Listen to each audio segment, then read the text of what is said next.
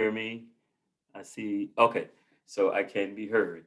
Good evening, parents, and thank you for joining us this evening. Should not take a long time.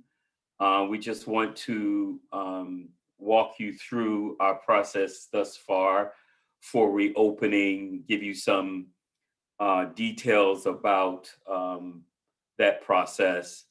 I'd like to start with just introducing the folks on the panel today. They're going to be answering some of your questions, should you have questions that are directly related to what their roles and responsibilities are here at ECA. I also encourage you to use the chat feature that will be monitored throughout the presentation, and we'll answer those questions either live on the chat or out loud with the rest of our audience. So starting with Wendy Edwards, our Executive Director, who's here. Good evening, everyone. Pamela Falcon is Vice Principal. She's here. Good afternoon, or good evening. Ms. Tiffany Johnson, who is our Special Education Coordinator. She's with us tonight. Hi, everyone. And Jasmine Shannon, who is our Social Media and Marketing Manager. Good evening. And Courtney Mayfield, who is our Parent Support Coordinator. Good evening, everyone. So, and that's all the panelists we have on so far, right? Those are the only ones that I see. Okay. Yeah. Okay. So I'm going to share a PowerPoint with you, and we'll walk through this PowerPoint. Again, feel free to put your questions in the chat as we go. What you will find probably is your questions will be answered as we go. So some of the questions that you may have and you put in the chat, the response might be that he's going to get to that. So just be patient in the process. There's a lot of information that we need to kind of uncover tonight. Okay, moving on.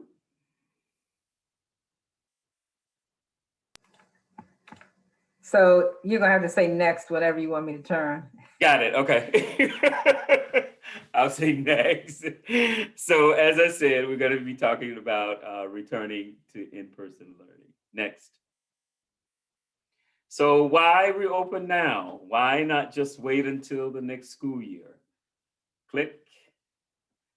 The answer to that is we shut down when there was an upward trend with the virus in DC. As a matter of fact, we started planning to return in the summer. We did a lot to ensure that we were prepared to return. But what we found at that time was that the numbers in the District of Columbia of positive cases had begun to increase. And so we revisited it again to try to see if we could reopen. Again, we saw this upward trend, so it was just not safe. So we have decided now to go ahead and reopen. And one of the main reasons, well, two of the main reasons as to why we are opening now is because we see that there's a tremendous loss in children's academic abilities. Nothing replaces in-person learning. And so although we try as much as possible to provide great instruction to children virtually, it just does not compare to what they would be receiving if they were coming to school. And so we want to make up for that. We want to close this gap. And then we see that attendance is not going very well. As you've heard me say time and time again, if you are a parent who pays attention to my chat, I often talk about the attendance because it has not been good for ECA. And I believe that some of it is because, school attendance feels optional because it's at home.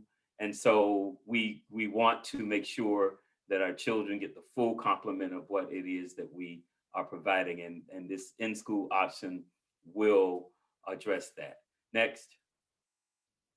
Are we reopening school for all staff and students? Next, we're going to reopen for administrative staff and only for grades 1, 2, and 3 and special education students.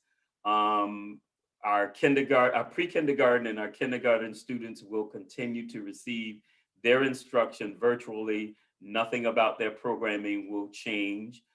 We made that decision because we want to handle this in the most responsible way. And we do know that kindergartners and pre-kindergartners take a long time to adjust to in-person learning. As a matter of fact, when we open school every year, it takes about 6 weeks or so to get them acclimated to routines and procedures. And in this setting, it would be very difficult to get them, acclimated. And we're talking about the end of the school year, which is the fourth quarter of the school year. And so we thought it best that we just open it to 1, 2, 3, and our special needs population. Next. How do we indicate that we want our child to return? So an application is going to be published tomorrow for you to fill out to express your interest in your child returning to in-person learning. You do not have to fill out the application if you do not wish for your child to return. So you do have the option of choosing to continue, have your child to continue with virtual learning. And we're going to adhere to no shots, no school policy. So if your child has not received, if their vaccinations are not up to date, then we cannot offer them a slot. Next. So the hours for children will be 8:30 to 3 p.m. We will not have before and after care. Next. So this is the schedule that every child will have to adhere to. So it's called the ABV schedule.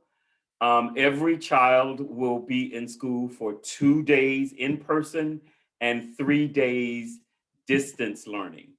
If your child is selected for cohort A, he or she reports to school on Mondays and Tuesdays.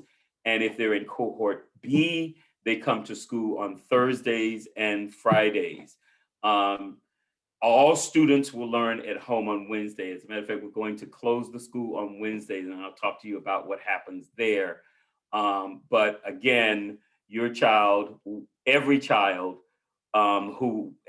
family who has chosen to send their child back to school will be given 2 days in person and then 3 days with distance learning each week. Next. We follow the most recent OSCE health and safety guidance, and that was issued in December 21st of 2020. And so all of the guidance that we have for health and safety, we are following those guidelines. Next. So fortunately, we are in a brand new facility. And so because of that, much of the airflow concerns that probably other schools and their facilities were faced with, we weren't. We have the approved filters, which are MERV 13, all over the building. And so we passed that, and we are compliant when it comes to airflow. We're going to, as much as possible, to the greatest extent possible, keep a window open in each of the classroom spaces where children are. There's at least one window per classroom that is operable. And so what we were told and what we know is that, outside airflow just makes for a better environment. So we're going to keep those open. Next. We have purchased disinfectant mats, and they'll be placed at every entrance, where every person who enters, children, adults, will wipe their feet there. And as I said, it'll be at every entrance of the school. Next. And so we have a full inventory of PPE, disinfectants, and sanitizing equipment for all of our staff, our custodians and teachers. And this is just a list of the items that we have. We have cloth and disposable masks for adults and children. We have clear face shields, disposable gloves, and then the array of disinfectants and sanitizing agents that we will use to keep the children safe. Next. Our daytime cleaning will be provided by our custodians and the entire staff. We're going to give our staff protocols about what cleaning should look like in the classrooms and in other parts of the building. And so that's going to be taken care of during the day by ECA staff as well as our janitorial staff. We have contracted with a janitorial service that will take care of the cleaning in the evening. We're going to shut down the school every Wednesday to staff as well as children for the building to be thoroughly cleaned every Wednesday of every week. Next. We will not have visitors in the school to the extent possible. Parents will not be required. Well, to the extent possible, parents will be required to drop off and pick up their children outside at the child's grade level entry. And I'll tell you where your child will have to enter momentarily. And so we're just asking that, parents who drop your children off, you leave. We're not, we're trying to limit adults coming into the building as much as possible. Our visitors will not be permitted in the building unless they're conducting official business. And we don't want anybody lingering in the building. Next.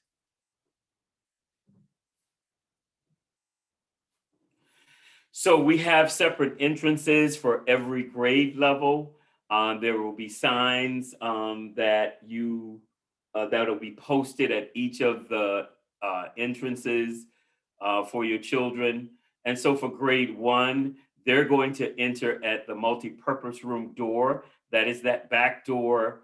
For those of you who have been with us before, it's the entrance to the multi-purpose room where the children entered last year for their breakfast. So that's first grade.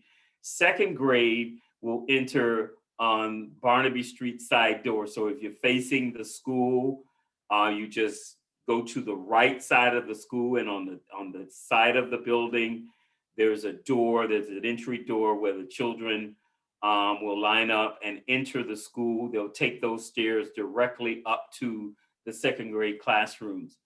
Our third grade students will line up in the back parking lot.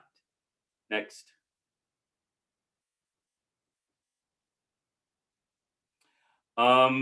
So daily arrival temperature check for everyone who comes into the building, including adults. We're going to ask that everyone, including adults and children, to complete a daily health screening, which is just a series of questions that's mandated by the Office of the State Superintendent of Education. If you've ever visited a medical facility, hospital, or other places where they are asking you those questions, it's the same questions that we will be asking. What we're going to do to make it more convenient for you is give you we're working on getting you online access to the questions each day. And so we'll send out more information to you on how you will be able to access that information every morning and send it over to us, because what we'd like to do is just have you to respond to those questions, and then we get it electronically and you will be cleared, so you don't have to stand at the door to answer a series of questions each morning. We're also going to be taking everyone's temperature. It's not a requirement by OSCE, but an additional safety measure for us. We'll be taking the temperature of all the adults and the children who enter the building. Next. So there's signage that is posted on the walls and the floors for our children and staff to remind us of the social distancing requirements and hand washing protocols. So children will not be confused as to where they should stand when they are entering and exiting their classrooms, passing through the building or walking up or down the stairs. There'll be signs posted so that they will be socially distanced at all times. Next. Everyone must wear masks all day. We're going to wear them at all times. The exceptions are while the children are eating, they don't have to wear them while they are enclosed in a space. If they are alone in a space and they're enclosed by themselves, you could take the mask off. That is specifically for adults, because we don't anticipate that there will be children that will be in an enclosed space, but we just wanted to kind of give you that information. While outside, at least 6 feet distance from one another, children can take their masks off. And if illness or injury warrants the mask to be removed, they can remove them. And they must be worn over their mouth and nose. That's something that we will certainly ensure that children are doing. I know that, based on observation, that adults kind of violate this. That sometimes you see them and it's not covering their nose, or they have it under their chin. But we're going to encourage all of our children to keep their masks over their noses and mouths throughout the day. Next. So students must remain 6 feet of distance from one another in the classroom. We have the classrooms set up in such a way where that can happen. Children will be told where to go. They will know where they should be seated so that they are socially distanced. And the only times where they should not be seated in a desk is when they are exiting the classroom, or if they're using the toilet facilities. Next. We have purchased individual bins for children to keep their supplies in. Those bins will be labeled with children's names, and them and only them will have access to their bins. And it will just be an array of supplies that is kept in there. We will not be sending supplies home. We will not ask you to provide supplies to your children. We will encourage children not to share their supplies. The supplies that they have are their own. So if there's any children who's without something or in need of something, the teacher will provide that to individual students, but nothing is to be shared. Next. Meals will be served in the classrooms. That's for breakfast and lunch. And students can bring their own lunch, but they can't share their lunch with other children. Next. We want to include as much as possible outside activities for our children. And again, they have to remain 6 feet of distance from one another. And and then, like I said before, they can remove their masks while they're outside. That's some guidance that we have gotten from, the Department of Health as well as OSSI, that it is okay for them to take their masks off, but they have to remain socially distanced, 6 feet apart. And each classroom cohort will be provided with a separate outdoor activity time to avoid mingling of groups. So your child's cohort will be together all day on the days that they report. They will not interact with any other cohort. So if your child is in Ms. Green's class, they're only going to interact with the children that are in Ms. Green's class. All of their outdoor activities will be just with Ms. Green's class, and there will be no mixing of the cohorts for their own safety. Next slide. We will adhere to paperless communication. We don't want you to send backpacks to the school with your children. Again, you don't need to send any sort of supplies to school for the children. We're not going to be sending papers home. So there's no transfer of any materials from school to home or from home to school. Next slide. So we are going to have, we're advertising rather for what we call ECA Partners. And what we'd like to do is identify parents, grandparents, aunts or uncles to support us with classroom safety and housekeeping tasks.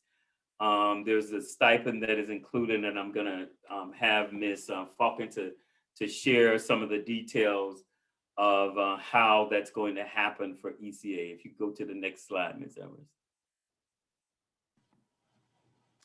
Good evening. So we will be advertising that we are looking to partner with ECA Partners, as Mr. Ingram indicated. And the partners that we're looking for will provide support during in-person learning to kind of help us with our health and the health and safety of our school. So helping us with keeping the classrooms cleaned and working with children, making sure that they're properly washing their hands. We also like our partners to support us with lunch and recess duty, as well as arrival and dismissal when the children arrive and when they're dismissed. This is a temporary position, part-time position, because you're only working 4 days a week. On Wednesdays, as we indicated, that we will be remaining virtual. So it would just be Monday and Tuesday and Thursday and Friday. We will be advertising this on our school's website where you can go. There's an application that you can click and fill out. It's under the tab, I believe it's careers, and then you can click where it says ECA partner, and that's how you can apply for this position should you be interested. We do prefer that you are vaccinated as you're interacting with children and staff. Thank you. Okay. Next. So we have applied for COVID rapid testing to be done at our school, and that's through DC Health. So we are awaiting their response for that to be set up at our school, and it would just give us an opportunity to provide COVID testing for anyone who is symptomatic during the day. And we will keep you posted on when that program starts after we are contacted through DC Health. Next. So we are required to identify 2 isolation rooms for students who may be symptomatic during the day. And so we've identified those 2 rooms. For those who have been around ECA, it's the pre-kindergarten 3 classrooms. Those 2 classrooms are right at the entrance from the playground. And so what we would do if a child should exhibit some of the symptoms, we will immediately have those children taken to those isolated rooms, and it can only be 1 child per room. So the child will be placed there and the parent contacted, and the parent would be responsible for reporting to that entrance, that pre-K 3 entrance from the playground, and picking up the child. Next. And so if you have, we've covered a lot, and I'm sure you may have some additional questions about how we're going to handle certain things here at ECA. I'm sure that, some of you may have some concerns that have come up based on what it is that we've shared. What I'd like for you to do, and we're going to remain here to answer any questions that you might have regarding anything that we've shared or things that we may not have, talked about that you have questions for. So place your questions in the chat and we will respond to those questions. Are there any questions in there so far, Ms. Edwards? I responded to the ones that were there, but some kind of way It jumped. Oh, it that's right. jumped. There's some. Oh, it jumped. So we're not done yet. I thought it was sure. I was like, gosh, I must have. Yeah. I'm guilty of talking too much, and so I was kind of really proud of myself. Like, ooh, that was quick. Anyway, so we do have acrylic shields that have been placed on all the students' desks. So every child in the school will have one. And of course, all the desks and tables will be 6 feet apart. There will be no children that will be side by side, but everybody will be properly distanced. Next. I think that's it. I think we covered it. No, there was something else I saw. Oh yeah, here's one. Hand washing. So how did this, what's happening? I don't know. It just jumped. I don't know. So okay. So students will wash their hands and use hand sanitizer. And these are the times that we're going to have them to wash their hands upon arrival to school, after blowing their nose, coughing or sneezing, after they use the toilet, before breakfast and lunch, and after breakfast and lunch, and after they come from the playground. So they'll be washing their hands throughout the day. All right, I'm gonna go through quickly. I thought it kind of jumped. Can you go back and see? 'Cause it did seem kind of quick. Well, let me stop the I'll run through it.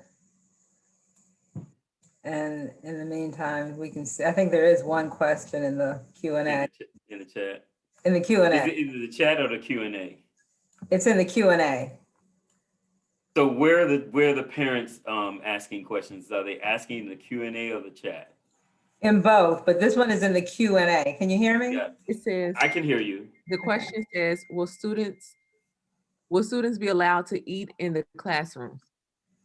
Yes, that's where they will eat. They will have breakfast and lunch in the classroom. They will not leave the classroom to eat.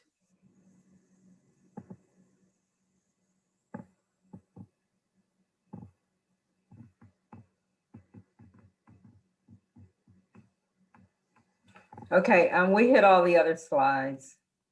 Okay, great. I see another question.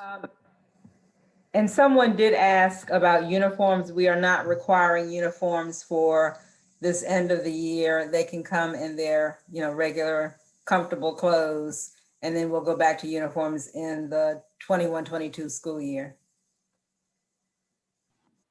There's another question in the chat. Will there be aftercare this spring?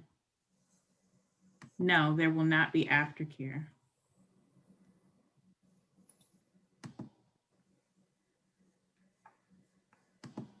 Someone said just got here, what will be the hours? The students will come from 8:30 to 3.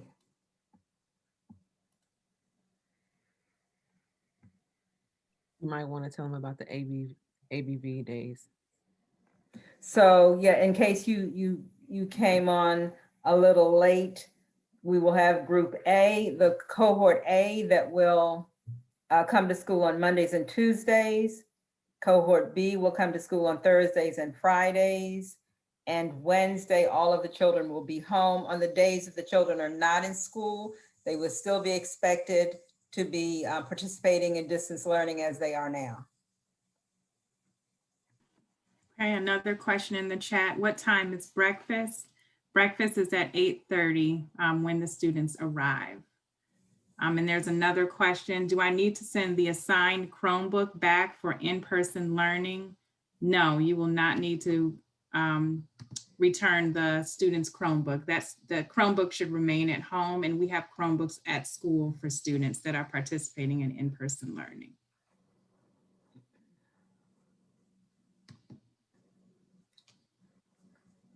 Another question, will it be their current teacher that they have now? So yes, students will still remain in the with their teacher that they currently have now. And we are working on putting together the instructional model so that teachers are really clear how to run the in-person learning as well as, stick with the virtual schedule that's already in place.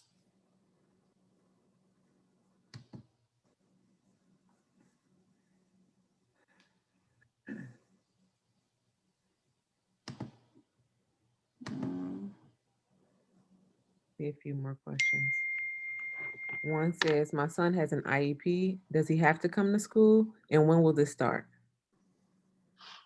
I can answer that. We are really encouraging parents to register their students if they have an IEP to come in for in-person learning. Again, we plan and hope to start after the spring break. Okay, another question. For students that are returning, will they be informed if our child's immunizations are not up to date? So we are required to abide by DC's no shots, no school policy, which means if your child's immunization record is not up to date, they will not be able to come for in-person learning.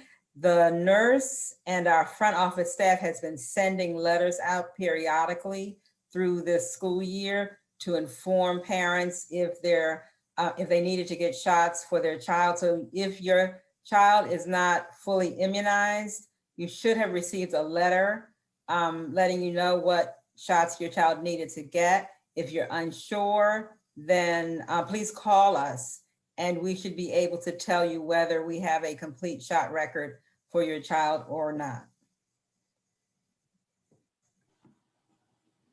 There's another question in the chat. Will there be staggered entry dismissal times? No, all students will report to school at 8:30. They will report to their particular entrance so that, we can make sure that the areas are remaining clear and not kind of overly populated. The same with dismissal, they'll dismiss from their door. So every grade level has a particular entrance and exit that they will be coming and entering and leaving the building. Is there a certain amount of kids allowed in one class? So up until about a week ago, the DC Health guidelines indicated that we could not have any more than 12 individuals in a classroom. That means a combination of adults and children, and an occasional 13th. They just adjusted the guidelines, and now the guidelines indicate that there is not a number that is the maximum number, but the children have to adhere to the 6 feet of distance. So we have to make sure that we can place the desks so that they are 6 feet apart in the classroom, and that would determine the number of people that can be in at one time.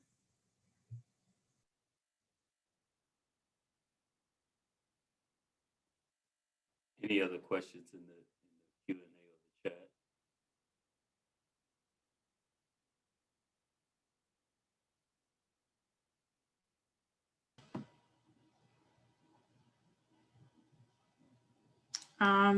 There's a question.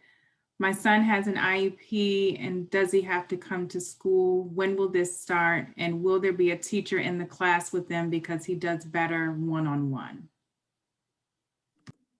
Yes, again, we are encouraging students who have an IEP to come in for in-person learning.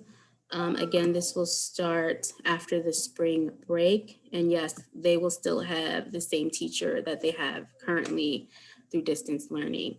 And I addressed this in the Q&A or the chat regarding pre-K students with an IEP. So we are offering in-person learning for pre-K students who receive specialized instruction. So these are students who are taught by a special ed teacher.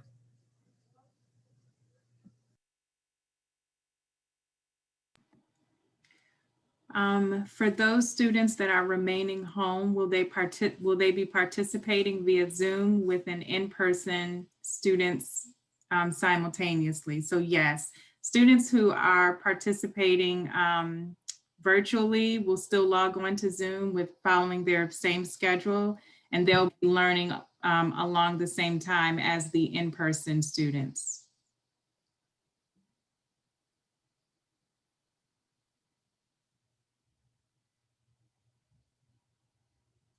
So I see one of the parents has said their child is in kindergarten and has an IEP. And if the question or concern is whether or not he can come in person, the answer is yes. So we're opening in-person learning to every child with an IEP. How will the daily health screenings take place? So our plan is to create an electronic means of parents providing us with a daily health screening. We originally were going to have the questions on a piece of paper that at the door, the parents would have to complete. But as we got more advice from DC Health to keep the flow of students coming in smooth, they suggested that we use perhaps a Google form. And so what that would mean is that we could provide every parent with a QR code that you could just scan with your phone. The health form would pop up and you're simply going to answer a series of questions about your child. Has your child presented with a fever? Has your child traveled out of town? You'd have to do that every day. We would ask you to complete it within a certain time period right before you bring your child to school. If you are running out and just don't do it when you're at home, you can do that when you get to the building before your child is allowed to enter. And so we think that would probably be the easiest way to do the health screening. And we will still do the temperature check when your child arrives at the building.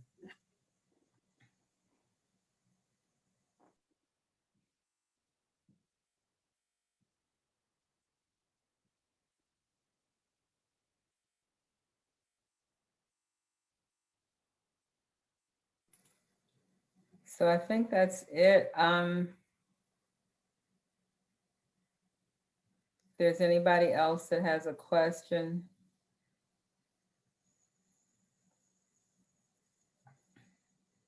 And so we do plan to start this after spring break, and we will give you the exact date. The reason why we can't give it to you today is because we have to make sure that we have a plan for our teachers to transition from working virtually to working in the building, getting their classrooms ready. We have to make sure we've gone through the training with our teachers and staff about the safety, the health and safety protocols. And once that's in place, we will bring the children back. So we will let you know very shortly the exact date for the students' return to school, but it will be the week after, at some point on the week after spring break.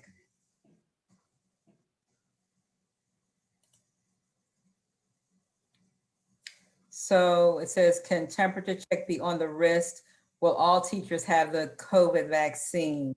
So the temperature check will be on the forehead because we have forehead thermometers, but it does not touch the skin.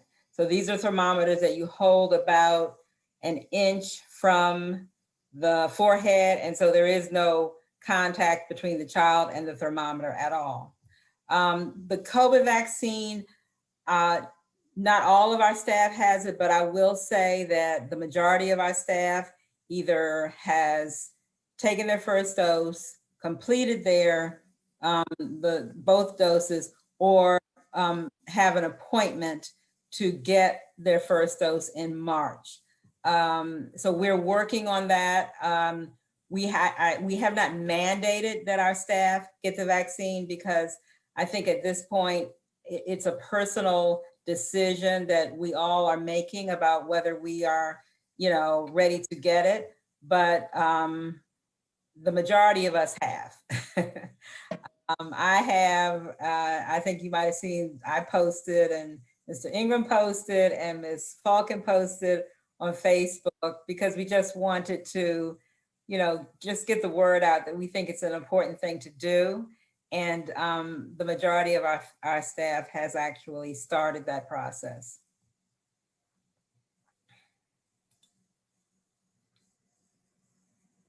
I think someone's asking, how do we sign up for this? Ms. Shannon, you want to take that one? So tomorrow morning at 8 a.m., you all will receive a text message, and in that text message will be included a link.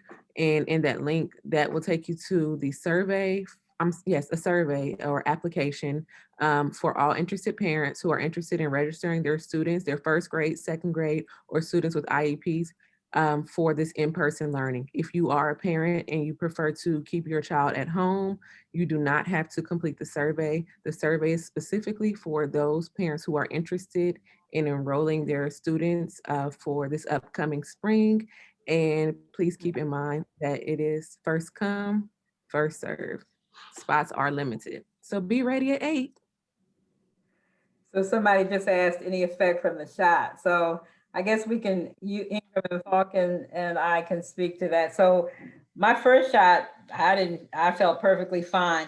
My second shot, I had the shot in the morning, and then the next morning I woke up and I felt great. And I'm like, oh, this is wonderful. I went to work and I was like, oh, I have no side effects at all. And then later on in the evening, I was like, oh, I feel a little sick. I went home and I did have a slight fever. I think it was like 99 or something. I went to bed. I think I got into bed at like 7 o'clock. And the next day I was perfectly fine. And I haven't had any effects since then. So I just had very mild effects from the second dose. And that was it. Yeah, I've only had the first dose. I go for my second one this coming Tuesday. And of course, the first dose, there were no effects whatsoever. I've only had the first shot as well. And the only thing that my arm was a little sore. I feel like it was sore more than after talking with others. I was like, my arm is still sore. But outside of that, I feel fine.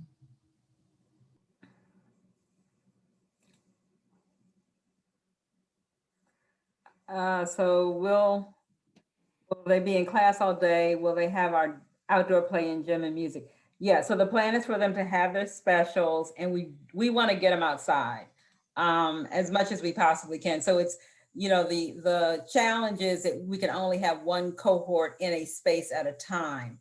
And so we can't have all the second graders and all the third graders out together. But our Ms. Falcon is actually working on a schedule, and our goal is to get them outside because we know they can't just sit at a desk all all day long. They'll lose their minds, and the teachers probably will too. So we want to try to get them up and outside throughout the day. So I wanted to clarify something that I said about special education. I said that if a child has an IEP, then they can come in for in-person learning. There's an exception. So if your child is SLI, which is speech language impaired, and they're only getting speech and language services, then we're not offering in-person instruction for those students if they are in pre-K or kindergarten. It's only the children who are receiving specialized instruction through a special education teacher who are in pre-K 3, 4, and kindergarten that we will that can come in and for in-person learning.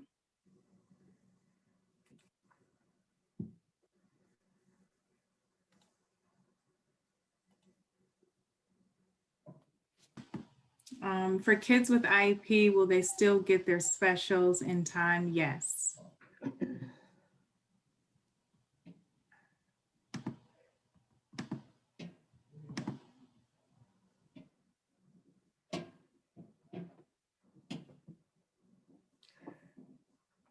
So if you think of something later on that you wanted to ask and just pop in your head later on, then certainly reach out to any of us. Our emails are first initial last name at ecapcs.org, or you can call the main office and ask them for our email addresses, or just call the main office and ask to speak to any of us, because we're happy to answer any questions that you have. I think something else just popped up in the chat. I'm going to address it in the chat. Oh, okay. Okay, so 8 o'clock tomorrow, they're going to get it by text and email, or just by text? Both. Both. Okay, so look, check your text, check your email, click the link. Do not complete it if you want to stay in 100% virtual learning. Only complete it if you want your child to come back. We are going to accommodate as many students as we possibly can, but it will be first come, first serve. So if we reach our limit of the number of students that can occupy a room by the end of tomorrow, then that would be the number that we would have to take for that particular grade level. But this survey, this parent application will be up for a week starting tomorrow through next Friday. Someone just asked, when is spring break? Spring break is the week of April 12th through the 16th. And the last day of school for students is, I believe, Thursday, June 24th. So Miss Johnson, you will probably need to reach out to Miss Diane to have a conversation with her tomorrow.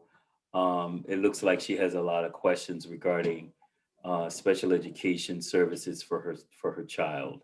And so Miss Diane, Miss Johnson will reach out to you tomorrow and have a personal conversation with you regarding all of what we talked about and how it affects your child. So health forms, yes, please submit. If you've got anything that you need to submit to get your child in compliance, please go ahead and do so. Miss Parker or Miss Seabrooks is always at the main office counter, 8 to 4:30 every day, every Monday through Friday.